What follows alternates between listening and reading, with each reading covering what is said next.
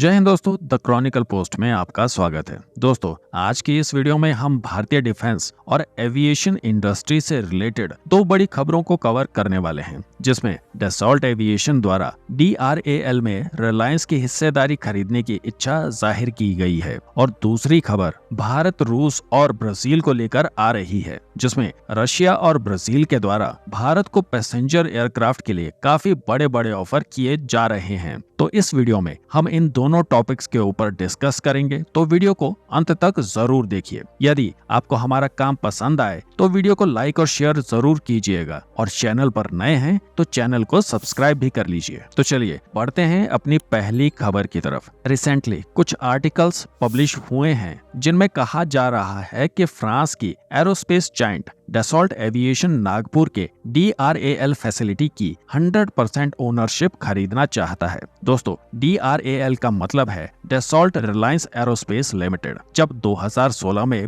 भारत के द्वारा फ्रांस की डसॉल्ट एविएशन के साथ राफेल की डील की गई थी, उसके बाद 2017 में डसॉल्ट एविएशन और रिलायंस एरोस्पेस के ज्वाइंट वेंचर में नागपुर में DRAL की फैसिलिटी शुरू की गई थी, जिसमें 51% शेयर रिलायंस एरोस्पेस के पास हैं और 49% शेयर डसॉल्ट एविएशन को मिले हैं। लेकिन अब डसॉल्ट एविएशन पूरी तरह से इस फैसिलिटी को अपने अधिकार में लेना चाहता है, जिसके पीछे उनके द्वारा कारण बताया जा रहा है कि वे लोग भारत में स्टैंडर्ड क्वालिटी के राफेल फाइटर जेट का प्रोडक्शन करना चाहते हैं ताकि अपने इंटरनेशनल ऑर्डर्स को पूरा कर सकें, और इन ऑर्डर्स को वो लोग तभी पूरा कर पाएंगे जब इस फैसिलिटी का पूरा कंट्रोल उनके हाथों में होगा। लेकिन भारत का रक्षा मंत्रालय डसॉल्ट एविएशन की इस बात से सहमत नहीं है, क्योंकि रक्षा मंत्रालय को डर है कि यदि डसॉल्ट एविएशन को 100% ओनरशिप दे दी जाए तो हो सकता है कि नागपुर की ये फैसिलिटी राफेल की मैन्युफैक्चरिंग फैसिलिटी ना रहकर केवल असेंबली प्लांट बनकर रह जाएगी, क्योंकि राफेल जेट में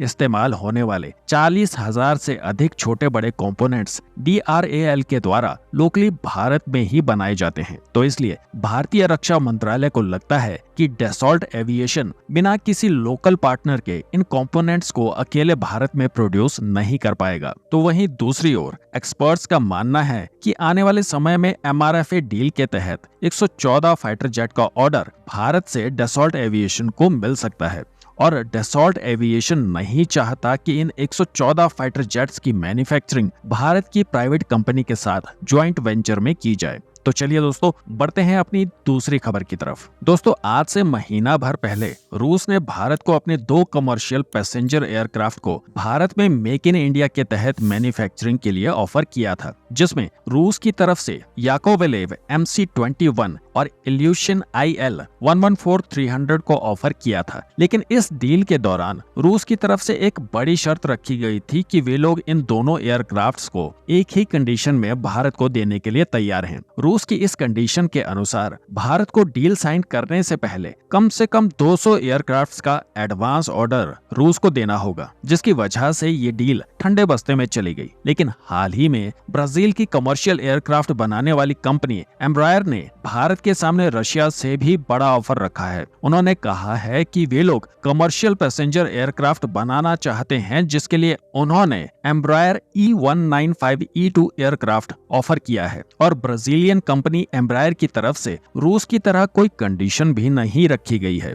बल्कि उनका कहना है कि वे लोग हिंदुस्तान एरोनॉटिक्स लिमिटेड या फिर महिंद्रा एरोस्ट्रक्चर के साथ टेक्नोलॉजी ट्रांसफर करके ज्वाइंट वेंचर के तहत इस एयरक्राफ्ट को भारत में ही मैन्युफैक्चर करना चाहते हैं। दोस्तों, जानकारी के लिए बता दूं कि एम्ब्रायर E195-E2 दुनिया के टॉप 5 फ्यूल एफिशिएंट एयरक्राफ्ट्स में से एक है, जिस वजह से इसकी ऑपरेशनल कॉस्ट भी काफी कम है, और साथ ही एम्ब्रायर की तरफ से कहा गया है कि वे लोग एयरक्राफ्ट के लिए 5 साल की फ्री रिपेयर और मेंटेनेंस फैसिलिटी भी प्रोवाइड करेंगे, और इसके लिए वे लोग भारत में ही MRO यानी कि maintenance, repair and overhaul facility को सेटअप करेंगे। तो वैसे देखा जाए दोस्तों, ब्राजील की तरफ से आने वाला ये ऑफर रूस के ऑफर से कहीं ज्यादा बेहतर है। लेकिन आपको क्या लगता है कि भारत को दोनों में से किसके ऑफर को एक्सेप्ट करना चाहिए? आपके जो भी विचार हो कमेंट्स में जरूर बताइएगा।